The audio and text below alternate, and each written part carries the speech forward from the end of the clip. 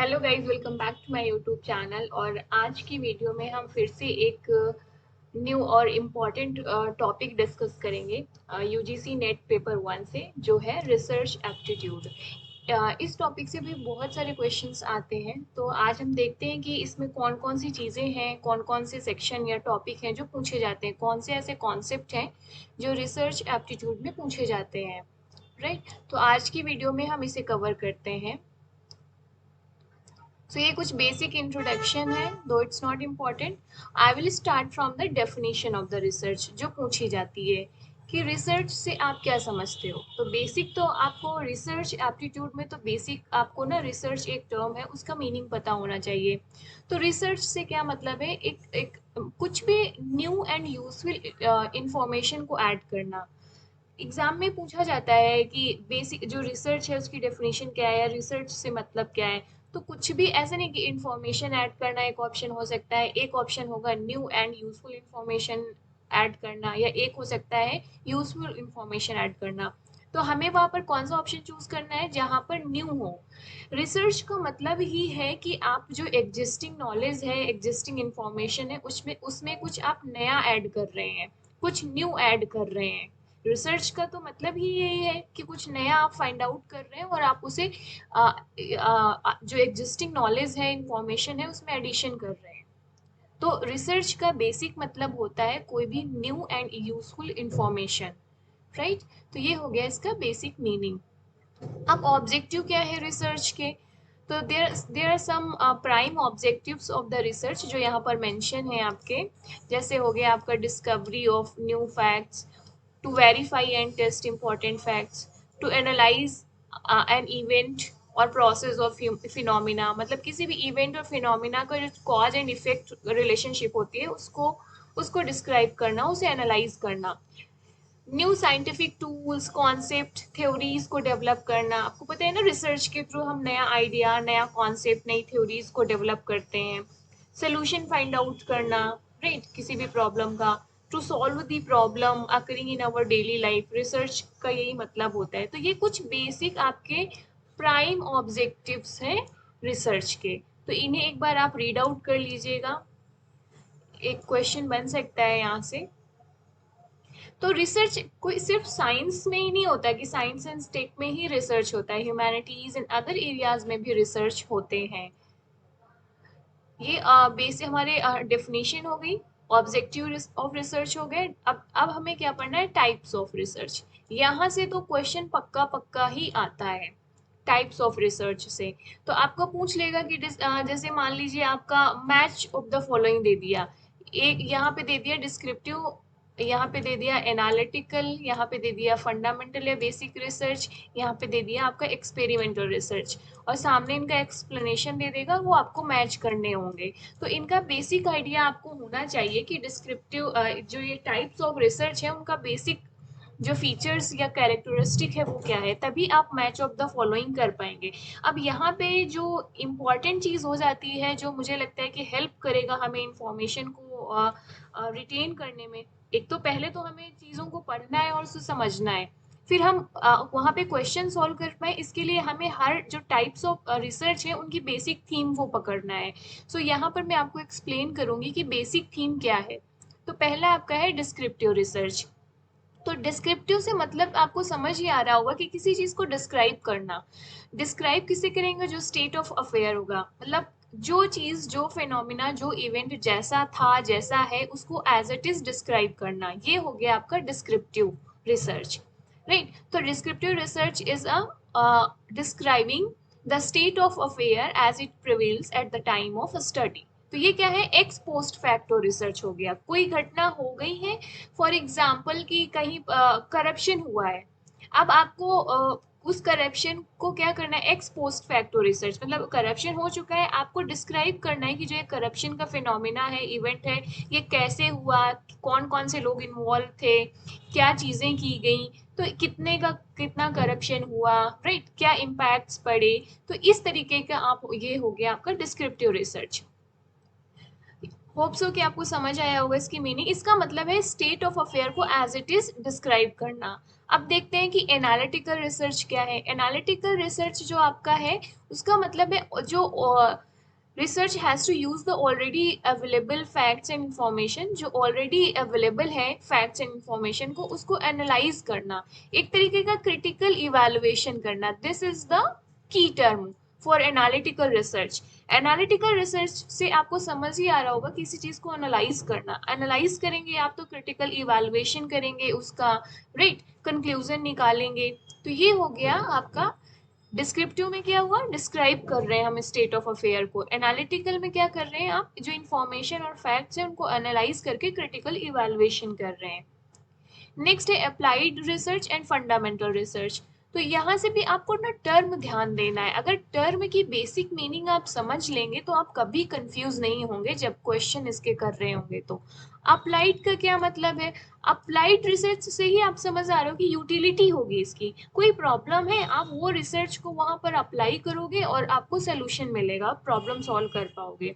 तो applied research क्या होता है, एक तरीके का attempt to find a solution to an immediate problem. तो ये इसका कीवर्ड है, find a solution to immediate problem. ये हो गया इसका की टर्म। ये हो गया आपका अप्लाइड रिसर्च। फंडामेंटल रिसर्च आ गई नेक्स्ट। तो आपका फंडामेंटल रिसर्च का मेन कंसर्न क्या है, generalisation and formulation of theory. So fundamental research को आपका प्योर या बेसिक रिसर्च भी कहते हैं। तो मान लीजिए अगर आपके ऑप्शन में प्योर या बेसिक रिसर्च, प्योर रिसर्च आ जाए या बेसिक रिसर्च आ जाए तो उसका मतलब क्या होगा आपका फंडामेंटल रिसर्च। ये चीज ध्यान रखना है, कंफ्यूज नहीं होना। तो जब आप शॉर्ट नोट्स बनाओगे यहाँ से तो अप्लाइड के नीचे क्या लिखेंगे आप, find a solution to immediate problem. जब फंडामेंटल रिसर्च लिखेंगे तो ऑब्लिक करके यहाँ पे प्योर रिसर्च भी करेंगे आप एंड ऑब्लिक करके बेसिक रिसर्च भी करेंगे आप यहाँ पर, ताकि आपको ये याद रहे कि ये तीनों टर्म एक ही हैं, राइट। तो फंडामेंटल रिसर्च क्या है, जनरलाइजेशन या फॉर्मुलेशन ऑफ थ्योरी, इसे प्योर एंड बेसिक रिसर्च भी कहते हैं। नेक्स्ट है क्वांटिटेटिव एंड क्वालिटेटिव रिसर्च। तो क्वांटिटेटिव क्वालिटेटिव वर्ड से भी आपको समझ में आ रहा होगा, राइट। क्वांटिटेटिव मतलब आप क्वांटिफाई कर पा रहे हैं, किसी नंबर में रिप्रेजेंट कर पा रहे हैं रिसर्च को, क्वांटिटी में रिप्रेजेंट कर पा रहे हैं, राइट। ये हो गया आपको quantitative research. Qualitative research means आप इन्वेस्टिगेट कर रहे हो इनटू द रीजंस, मतलब या ह्यूमन बिहेवियर या यूजिंग इन डेप्थ इंटरव्यूज। अब क्वांटिटेटिव जो आपका रिसर्च है उसे कैसे करते हैं, मेथड देख लेते हैं तब आपको ठीक से समझ आएगा। इसके क्या है, ये हैं आपके, जैसे कि कंप्लीशन ऑफ टेस्ट, आपको कुछ टेस्ट करने को दे दिया गया, सेंटेंस कंप्लीशन टेस्ट दे दिया गया आपको, वर्ड एसोसिएशन का टेस्ट दे दिया गया आपको। तो यहाँ से आप क्वांटिफाई कर पाएंगे, नंबर्स पे रिप्रेजेंट कर पाएंगे, राइट। आप आपको कितने क्वेश्चन, जैसे मान लीजिए 10 क्वेश्चन है तो 5 क्वेश्चन को अटेम्प्ट कर पाए आप, ये आप 5 क्वेश्चन सही कर पाए आप, ऐसा।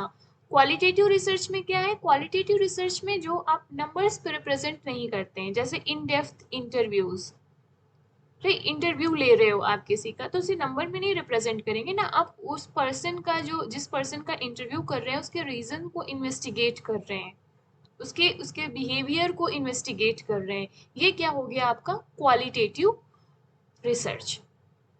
तो होप सो आपको ये समझ में आया होगा क्वांटिटेटिव एंड क्वालिटेटिव रिसर्च क्या है, इनके एग्जांपल्स भी हमने देखे यहाँ पर। नेक्स्ट है conceptual research and empirical research.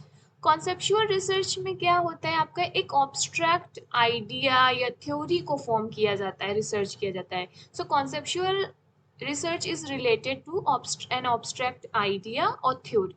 इसमें क्या होगा, आपका न्यू कॉन्सेप्ट को फॉर्मुलेट करेंगे, राइट। एम्पिरिकल रिसर्च आपका क्या है, एम्पिरिकल रिसर्च में आप ये बेस्ड है किस पे, ऑब्जर्वेशन में, और ये ऑब्जर्वेशन को आप वेरीफाई कर सकते हैं थ्रू दी एक्सपेरिमेंट। तो एम्पिरिकल रिसर्च को एक्सपेरिमेंटल रिसर्च भी बोलते हैं। तो यहाँ पर जब आप नोट्स बनाएंगे तो एम्पिरिकल की में ऑब्लिक करके एक्सपेरिमेंटल भी लिखेंगे। तो experimental research is based on the observations, right. इसके डाटा को आप वेरीफाई करेंगे कंक्लूजन्स के। जो कॉन्सेप्चुअल रिसर्च है वो that is based on the obstruct idea and theory, और यहाँ पर न्यू कॉन्सेप्ट को हम फॉर्मुलेट कर रहे हैं। तो ये हो गया आपका conceptual and empirical research. Empirical research का सिंपल सा आपका जो कीवर्ड है वो है ऑब्जर्वेशन, और कॉन्सेप्चुअल का जो कीवर्ड है abstract idea and theory. The types of research already we have done, यहाँ पे कुछ बेसिक दिए हैं बट ये पूछे नहीं जाते हैं, सो मैं नहीं कर रही। अब ये फ्लो चार्ट है आपका, right. Types of research can be looked at 3 different perspective. तो एक एप्लीकेशन बेस्ड हो गया, एक ऑब्जेक्टिव बेस्ड है, एक इंक्वायरी बेस्ड है। तो इंक्वायरी बेस्ड, एक इंक्वायरी मोड में हमने देखा quantitative research and qualitative research, right. ये हो गया आपका क्वालिटेटिव रिसर्च, ये हो गया आपका quantitative research. Just a minute guys, yes. तो ये हो गया आपका क्वांटिटेटिव रिसर्च। तो क्वांटिटेटिव में हमने देखा कि हम उसे नंबर में रिप्रेजेंट कर पा रहे हैं, किसी क्वांटिटी में रिप्रेजेंट कर पा रहे हैं, जैसे कि टेस्ट हो गया आपका, वर्ड एसोसिएशन हो गया आपका। क्वालिटेटिव रिसर्च में हम देख रहे हैं कि क्या है आपका इन डेप्थ इंटरव्यूज, आप किसी इंडिविजुअल के रीजन को इन्वेस्टिगेट कर रहे हैं। ऑब्जेक्टिव के बेसिस पे आपका डिस्क्रिप्टिव रिसर्च जो डिस्क्राइब कर रहे थे स्टेट ऑफ अफेयर को, explanatory research, correlation research, right. इसके बाद एप्लीकेशन बेस्ड है, जैसे प्योर रीजन, प्योर रिसर्च या बेसिक रिसर्च या फंडामेंटल रिसर्च जिसे हम बोलते हैं, अप्लाइड रिसर्च। तो ये हो गया, ये बेसिक है। इस टेबल आपको अपने नोट्स अब ऐसे ही बनाने हैं। ऐसे एक फ्लो चार्ट बना लिया टाइप्स ऑफ रिसर्च में, आपका देखो ना हाफ एन पेज में, आधे पेज में आपका नोट बनकर तैयार हो जाएगा। यहीं पर आपने इनका छोटा छोटा कीवर्ड लिख लिया, जैसे प्योर रिसर्च में हम क्या देख रहे थे, फंडामेंटल रिसर्च था, बेसिक रिसर्च था। अप्लाइड रिसर्च में हम इमीडिएट प्रॉब्लम का सलूशन खोज रहे थे, क्वांटिटी में रिप्रेजेंट कर रहे थे, राइट। तो इस तरीके के यहीं पर आप छोटा छोटा बना लेंगे। तो ये हो गया आपका टाइप्स ऑफ रिसर्च। बहुत बहुत ही इंपॉर्टेंट है गाइस, यहाँ से क्वेश्चन पक्का पक्का आता है, so very very important for our exam. Next हो गया आपका, हाँ, कुछ फंडामेंटल या बेसिक रिसर्च जिसे हम प्योर रिसर्च कर रहे थे, तो ये थ्योरेटिकल रिसर्च है। यहाँ पे क्या extraction of scientific and logical explanation and conclusion कर रहे हैं हम। तो कुछ ये एक्स्ट्रा इन्फॉर्मेशन थी, दो कि I have already explained that concept. Applied research को पहले भी हम लोगों ने डिस्क्राइब कर दिया कि इसमें क्या करेंगे हम, जो प्रॉब्लम है उसका इमीडिएट सोल्यूशन निकालेंगे। अप्लाइड रिसर्च का मतलब है कि जो सोल्यूशन आएंगे प्रॉब्लम्स के, हम उन्हें अप्लाई कर पाए डेली, उनका यूज कर पाए, प्रैक्टिकल यूज कर पाए, गेटिंग इट। तो ये हो गया आपका अप्लाइड रिसर्च।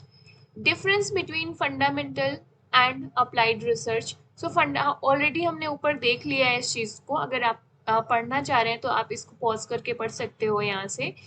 ऊपर ऑलरेडी हमने डिस्कस किया है इस चीज़ को, बट आपको एडिशनल इन्फॉर्मेशन चाहिए तो आप यहाँ से कर सकते हैं। वीडियो लंबी हो जाएगी अगर मैं हर एक चीज़ को यहाँ पे एक्सप्लेन करूँगी तो। फिर यहाँ पर है आपका डिस्कस, ये हाँ, कुछ ये क्वालिटीज हैं, आपको ये भी पता होना चाहिए। जो रिसर्चर है, आप नेट जेआरएफ करके रिसर्च करेंगे तो कुछ सर्टेन क्वालिटीज हैं टू कंडक्ट द रिसर्च। तो एक रिसर्चर में किस तरीके की क्वालिटीज होनी चाहिए वो यहाँ पर मेंशन है। तो एक बार आप नजर डाल लेंगे इसमें, जैसे रिसर्च वाला टेम्परामेंट होना चाहिए, desire for accuracy of the observation, ऐसा नहीं कि कुछ गलत सलत डाटा करके रिसर्च बना दिया। डिसिप्लिन होना चाहिए, अलर्ट माइंड होना चाहिए, पेशेंस होना चाहिए, most important thing. Moral quality of courage होना चाहिए, सेंस ऑफ कन्विक्शन होना चाहिए, art of enduring intellectual hardship होनी चाहिए। तो ये कुछ बेसिक कैरेक्टरिस्टिक हैं या सर्टेन क्वालिटीज हैं जो एक रिसर्चर में होनी चाहिए। Different types of research design हम देखते हैं। तो रिसर्च डिज़ाइन को पहले मैं आपको एक्सप्लेन कर दूं कि क्या होती है। यस, रिसर्च डिजाइन बेसिकली क्या है, एक arrangement of condition for collection and analysis of data. तो रिसर्च डिजाइन उस रिलेटेड है बेसिकली किससे, कि हम जो हमारा डाटा है उसका कलेक्शन कैसे करेंगे, एनालिसिस कैसे करेंगे, उसके जो प्रोसीजर्स हैं, उसके जो कंडीशंस हैं, राइट, उनसे रिलेटेड है। तो research design is concerned with the arrangement of conditions और procedure for collection and analysis of data, जो यहाँ पर आपका मेंशन है। तो ये भी इम्पोर्टेंट है, आप रिसर्च डिजाइन पूछ सकता है आपसे क्वेश्चन में, पहले पूछा हुआ भी है। तो इसको कहते हैं blueprint for the collection, measurement and analysis of data. So basically हम डाटा को कैसे कलेक्ट, जो हमारे रिसर्च से रिलेटेड डाटा है उसे कैसे कलेक्ट करेंगे, कैसे मेजरमेंट करेंगे, कैसे एनालाइज करेंगे, उससे रिलेटेड होता है आपका रिसर्च डिजाइन। तो कुछ यहाँ पे टाइप्स दिए हुए हैं, वो देख लेते हैं एक बार। हाँ, सो एक्सप्लेनेटरी रिसर्च डिजाइन, तो यहाँ पर क्या है, फॉर्मुलेट की जाती है एक रिसर्च प्रॉब्लम को इन डेप्थ, जो प्रिसाइज हो और डेप्थ इन डेप्थ इन्वेस्टिगेशन किया जाता है, राइट। एक्सप्लोर करना, एक्सप्लोरेटरी रिसर्च डिजाइन, इस टर्म से ही आपको समझ में आ रहा होगा कि एक्सप्लोर करना मतलब इन्वेस्टिगेट करना, डिस्कवरी करना न्यू आइडियाज का, इंसाइट्स का, ये हो गया। डिस्क्रिप्टिव आपका रिसर्च डिजाइन, तो डिस्क्राइब करना characteristic of a particular individual और ग्रुप हो, या इवेंट का हो गया, फिनोमिना का हो गया, ये सारी चीजें आ जाएंगी इससे रिलेटेड। हाइपोथेसिस, ये देख लीजिए आपका कैसे इंपॉर्टेंट है। सो हाइपोथेसिस टेस्टिंग रिसर्च डिजाइन, तो इस रिसर्च डिजाइन में क्या करते हैं आप, कॉज एंड इफेक्ट, जो कॉजल रिलेशनशिप होती है उसको डिस्क्राइब करते हैं, राइट। तो ये हो गए हमारे। हाँ, अब दूसरा जो मोस्ट, पहले तो एक तो सबसे इम्पोर्टेंट एरिया क्या है रिसर्च वाले सेक्शन से, टाइप्स ऑफ रिसर्च, जो अप्लाइड, फंडामेंटल रिसर्च, राइट, जो आप ऊपर हमने एक्सपेरिमेंटल रिसर्च ये जो पढ़े, ये सबसे इम्पोर्टेंट एरिया है यहाँ से, जहाँ से क्वेश्चन आते हैं। दूसरा है डिपेंडेंट एंड इंडिपेंडेंट वेरिएबल्स, तो रिसर्च में वेरिएबल्स का यूज किया जाता है, राइट। तो इसे पूछता है कि डिपेंडेंट वेरिएबल्स कौन सा है, इंडिपेंडेंट वेरिएबल्स कौन सा। एक तो एक बार डायरेक्ट इन्फो आपका पूछ लेगा एक्सप्लेनेशन, और नहीं तो फिर इनडायरेक्ट पूछेगा तो इसके एग्जांपल्स देकर पूछेगा कि ये इंडिपेंडेंट वेरिएबल्स है या इंडिपेंडेंट वेरिएबल्स है। तो अब हम इसे समझने की कोशिश करते हैं यहाँ पर। So magnitude that varies is known as variable, तो वेरिएबल क्या है, जिसका मैग्नीट्यूड वेरी करता है, राइट, कांस्टेंट वैल्यू नहीं होती है इसकी। ओके, तो हाँ, अब इसमें वेरिएबल्स में डिपेंडेंट, पहले तो एक क्वेश्चन आता है, डिपेंडेंट को भी हम समझते हैं यहाँ से, पहले समझिए वेरिएबल्स दो तरीके के होते हैं। वेरिएबल्स को हमने देख लिया, यहाँ पर क्या होता है, जिसका मैग्नीट्यूड चेंज होता रहता है, कांस्टेंट नहीं है, वो वेरिएबल हो गया। अब वेरिएबल आपके दो तरीके के हैं, राइट। आप नोट्स बनाएंगे ऐसे फ्लो चार्ट बना लीजिए, ऊपर वेरिएबल्स लिख लीजिए, यहाँ पे लिखिए कंटिन्यूअस वेरिएबल्स, यहाँ पे लिखिए नॉन कंटिन्यूअस वेरिएबल्स। ऐसे छोटा छोटा नोट्स बना लीजिए आपको, क्योंकि बार बार आप यहाँ से तो रिवाइज नहीं कर सकते हैं ना।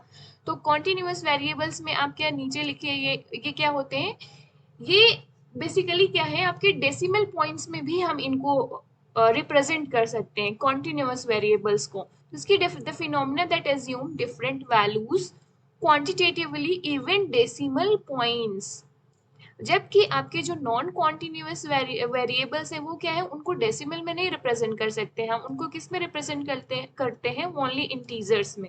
अब एग्जांपल से अगर देखें, तो आपकी जो एज है हम उसको डेसिमल में पॉइंट में रिप्रेजेंट कर सकते हैं कि नहीं। तो कोई जैसे मान लीजिए हम रिसर्च कर रहे हैं किसी एज ग्रुप का, तो आप एज को कैसे, वेरिएबल है एक आपके रिसर्च का, तो आप उसको डेसिमल पॉइंट्स में रिप्रेजेंट कर सकते हैं। एज आपकी 1.2 हो सकती है, मान लीजिए कि कोई बच्चा है उसका 1 ईयर एंड 2 मंथ्स है, तो 1.2 कर लेंगे आप। In the same manner non continuous variables क्या है, जिसको सिर्फ इंटीजर में रिप्रेजेंट करते हैं। तो जैसे नंबर ऑफ चिल्ड्रन हो गए, तो नंबर ऑफ चिल्ड्रन को तो आप 1 दिखाएंगे, 2 दिखाएंगे, 3 दिखाएंगे, ऐसा थोड़ी है कि आप इसको 1.2 चिल्ड्रन दिखा देंगे ना, ये तो गलत हो जाएगा यहाँ पर। तो ये आपका सिर्फ इंटीजर में रहेगा जो नॉन कॉन्टिन्यूअस वेरिएबल्स होगा। तो होप सो कि आपको बेसिक डिफरेंस समझ आया होगा कि कॉन्टिन्यूअस वेरिएबल्स क्या होते हैं, नॉन कॉन्टिन्यूअस वेरिएबल्स क्या होते हैं। एक एग्जाम्पल से हमने इसे ठीक से समझा। ये जो age and number of children है ना, इसको आप ध्यान रखिएगा, आपको याद रहेगा कि एज को आप डेसिमल में रिप्रेजेंट कर सकते हैं तो वो कॉन्टिन्यूअस हो गया, एंड जो आप नंबर ऑफ चिल्ड्रन है उनको आप इंटीजर में ही रिप्रेजेंट करेंगे तो वो आपका नॉन कॉन्टिन्यूअस वेरिएबल हो गया, क्योंकि कंफ्यूजन होती है इसमें यहाँ पर। नेक्स्ट हम पढ़ रहे थे, हाँ, dependent and non dependent variables. तो डिपेंडेंट वेरिएबल्स क्या है आपके, पहले तो एक ये चीज है कि जब नोट्स बनाएंगे आप डिपेंडेंट वेरिएबल को इंडोजेनस वेरिएबल्स भी लिखेंगे, इसका ये नाम है, इसको इंडोजेनस वेरिएबल्स भी कहते हैं। इन द सेम मैनर आपका जो इंडिपेंडेंट वेरिएबल्स हैं उसको एक्सप्लेनेटरी वेरिएबल्स या एक्सोजेनस वेरिएबल्स भी कहते हैं। तो ये ऑब्लिक कर करके आप लिखेंगे, ताकि अगर आप मान लीजिए इंडिपेंडेंट वेरिएबल की जगह नाम ना देके आपका एक्सोजेनस वेरिएबल्स दे दे, तो आपको पता होना चाहिए कि ये इंडिपेंडेंट वेरिएबल ही है। अब क्या है, हाँ, जो आपका जब जैसे जो change in one variable depending upon the change in other variable, ये हो गया डिपेंडेंट वेरिएबल, जिसमें दूसरे वेरिएबल में जब चेंज हो रहा है तो डिपेंडेंट वेरिएबल में भी चेंज हो रहा है। फॉर एग्जाम्पल, एज में चेंज हो रहा है तो हाइट में भी चेंज हो रहा है, तो हाइट क्या हो गई, डिपेंडेंट वेरिएबल्स हो गई आपकी। इन द सेम मैनर जो इंडिपेंडेंट वेरिएबल्स है वो क्या है, वो कॉज है, the change in the dependent variables, right, वो क्या है, कॉज है। जो इंडिपेंडेंट वेरिएबल है वो कॉज है किसके लिए, चेंज होने के लिए, किसमें, डिपेंडेंट वेरिएबल्स में। तो एग्जाम्पल अगर हम लें डिमांड का, डिमांड क्या है, डिमांड डिपेंड्स अपॉन प्राइस। तो यहाँ पर डिमांड एंड प्राइस दो वेरिएबल्स हो गए आपके। तो जैसे प्राइस घटेगा बढ़ेगा उसी हिसाब से डिमांड चेंज होगी। फॉर एग्जाम्पल कि 1 किलो एप्पल है, उसका प्राइस कम हो जाएगा तो उसकी डिमांड बढ़ेगी ना, क्योंकि बहुत सारे लोग उसे अफोर्ड कर पाएंगे। तो जब 1 किलो एप्पल का प्राइस कम हो जाएगा तो डिमांड बढ़ जाएगी। तो यहाँ पर डिमांड क्या हो गया, आपका डिपेंडेंट वेरिएबल हो गया, और डिमांड किस पे डिपेंडेंट है, प्राइस में डिपेंडेंट है। और यहाँ पे जो चेंजेस, कॉज ऑफ चेंजेस कौन है, प्राइस। प्राइस कम हो रहा है, ज्यादा हो रहा है, उसके बेसिस पे डिमांड घट रही है, बढ़ रही है, तो कॉज ऑफ चेंज क्या हुआ, प्राइस। तो प्राइस आपका क्या हो गया, इंडिपेंडेंट वेरिएबल्स हो गया। तो इसी तरीके से आप और दो चार एग्जाम्पल्स को लिख लीजिएगा। कई बार पूछ लेता है कि ये दे दिया कि मान लीजिए 1 किलो एप्पल ये का जो प्राइस है वो घट गया, तो उसका डिमांड बढ़ गया, तो इसमें से डिपेंडेंट वेरिएबल कौन है, इंडिपेंडेंट वेरिएबल कौन है। तो ये भी फाइंड आउट करने को आपको दे सकता है। पहले तो आपको इंडिपेंडेंट एंड डिपेंडेंट की डेफिनेशन पता होना चाहिए, दोनों में डिफरेंस क्या है ये, और एग्जाम्पल। तो ये मोस्ट इंपॉर्टेंट स्लाइड है गाइस। सीरियसली अगर आपने आप सीरियस स्टूडेंट हैं, एस्पिरेंट हैं, तो अगर आपने प्रीवियस ईयर्स के क्वेश्चंस देखे होंगे तो आपने देखे होंगे कि वहां से ये सारे क्वेश्चंस आते हैं आपके। Continuous variable, non continuous variable, फिर डिपेंडेंट वेरिएबल, इंडिपेंडेंट वेरिएबल्स, इनके एग्जांपल्स, ये सारे आते हैं। आगे देखते हैं कि एक्सट्रेनियस वेरिएबल्स क्या होते हैं। ये भी एक इम्पॉर्टेंट कॉन्सेप्ट है। एक्सट्रेनियस वेरिएबल्स वो होते हैं जो डायरेक्टली रिलेटेड नहीं होते हैं आपके पर्पस ऑफ द स्टडी से या पर्पस ऑफ द रिसर्च से, ये इनडायरेक्टली रिलेटेड होते हैं। जैसे यहाँ पे देखा जाए, एग्जाम्पल करके डिफाइन किया है, जैसे चिल्ड्रंस का स्कूल का जो परफॉर्म, जैसे बच्चों की जो स्कूल परफॉर्मेंस है वो डिपेंड करती है उनके सेल्फ कॉन्फिडेंस में। तो यहाँ पे दो वेरिएबल्स है, एक सेल्फ कॉन्फिडेंस है, दूसरा स्कूल परफॉर्मेंस है, राइट। तो स्कूल परफॉर्मेंस किस पे डिपेंड कर रही है, चिल्ड्रन के सेल्फ कॉन्फिडेंस में। तो आप मुझे कमेंट करके बताइए कि यहाँ पर डिपेंडेंट वेरिएबल कौन है और इंडिपेंडेंट वेरिएबल कौन है, जिससे मुझे आइडिया लगेगा कि आपको ये कॉन्सेप्ट समझ में आया या नहीं आया। तो यहाँ पर इंटेलिजेंस एक थर्ड वेरिएबल है जो डायरेक्टली रिलेटेड नहीं है हमारी स्टडी से। हम स्टडी किस चीज की कर रहे हैं, स्कूल परफॉर्मेंस की, that is dependent on the self confidence of the child. But intelligence भी एक फैक्टर हो सकता है, लेकिन इंटेलिजेंस क्या है, डायरेक्टली रिलेटेड नहीं है हमारी स्टडी से। हम स्टडी तो फिर सेल्फ कॉन्फिडेंस और स्कूल परफॉर्मेंस के बीच में कर रहे हैं। तो ऐसे वेरिएबल्स को क्या कहते हैं, जो डायरेक्टली रिलेटेड नहीं हो सकते हैं but may influence the study, may influence the conclusion, उसे कहते हैं एक्सट्रेनियस वेरिएबल्स। तो ये इसकी कैरेक्टरिस्टिक क्या है, not directly related to our purpose. इसे कहते हैं एक्सपेरिमेंटल एरर। अब जब कंट्रोल की बात आती है रिसर्च में, तो क्या होता है कि गुड रिसर्च डिजाइन उसे ही कहते हैं, जैसे रिसर्च डिजाइन करते हो आप ना, तो बेस्ट रिसर्च डिजाइन या गुड रिसर्च डिजाइन उसे कहेंगे जो मिनिमाइज करती है the effect of extraneous variables, जहां पर ये एक्सपेरिमेंटल एरर हमारे मिनिमम हो। तो हमारी रिसर्च डिजाइन ऐसी होनी चाहिए जिसपे हम एक्सपेरिमेंटल एरर या एक्सट्रेनियस वेरिएबल्स, जो थर्ड वेरिएबल्स होते हैं, उनको मिनिमाइज कर पाए, जिससे कि हमारी जो स्टडी हो, कंक्लूजन हो, या हमारे जो वेरिएबल्स, जो हमारा कंक्लूजन आए वो सटीक आए। जिसको हम वेरीफाई कर सकें, एरर्स कम से कम हो। तो होप सो आपको ये स्लाइड समझ में आई होगी। इसके छोटे नोट्स बना लीजिएगा आप, छोटे छोटे, आपको समझ में आ जाएगा। हाइपोथेसिस क्या है? Research hypothesis. So hypothesis basically क्या है? प्रेडिक्शन होती है। कैसी प्रेडिक्शन? जिसको हम अपनी स्टडी के थ्रू चेक करेंगे, वेरीफाई करेंगे विद एक्सपेरिमेंट। सो इसी हाइपोथेसिस जो हमारी प्रेडिक्शन होती है स्टडी को, उसी के लिए हम डाटा कलेक्ट करते हैं, फिर वेरीफाई करते हैं, एनालिसिस करते हैं, कंक्लूजन निकालते हैं, जिससे कि हम अपनी हाइपोथेसिस को टेस्ट कर पाए। Getting it? तो ये हो गया हाइपोथेसिस की डेफिनेशन। एक और यहाँ पर इम्पोर्टेंट चीज थी, हाँ, हाइपोथेसिस को आप डिफाइन, ये भी पूछ सकता है, ये पूछता है क्वेश्चन कि हाइपोथेसिस क्या है। तो ये क्या है? एक प्रपोजिशन है या प्रेडिक्शन होती है जिसको हम वेरीफाई करेंगे अपने स्टडी में। सो प्रेडिक्टिव स्टेटमेंट है, capable of being tested using scientific method. इसमें क्या होते हैं? Dependent and independent variables involve होते हैं। प्रिसाइज एंड क्लियर, इसकी कैरेक्टरिस्टिक क्या होती है हाइपोथेसिस की? प्रिसाइज एंड क्लियर होती है, capable of being put to test, मतलब हम इसे वेरीफाई करेंगे। रिलेशनशिप बिटवीन टू वेरिएबल्स, जो डिपेंडेंट एंड इंडिपेंडेंट हो गए जैसे। Specific and limited in scopes, मतलब प्रिसाइज होती है। तो होप सो आपको हाइपोथेसिस समझ आया होगा क्या है, और उसकी कैरेक्टरिस्टिक जो हमने यहाँ पर डिस्कस की। नेक्स्ट है आपका क्वेश्चनरी। क्वेश्चनरी मतलब एक टर्म है जो मैं आपको डिस्क्राइब करना चाह रही थी यहाँ पर, कि questionnaire is widely used for data collection. तो ये एक प्रोसीजर है या टूल है to collect the data for the study, right? तो ये हो गया क्वेश्चनरी। बाकी यहाँ पे दिया हुआ है इनके बारे में, इतना डिटेल हमारे लिए इम्पोर्टेंट नहीं है एग्जाम पर्सपेक्टिव से, हमें बस ये टर्म पता होना चाहिए।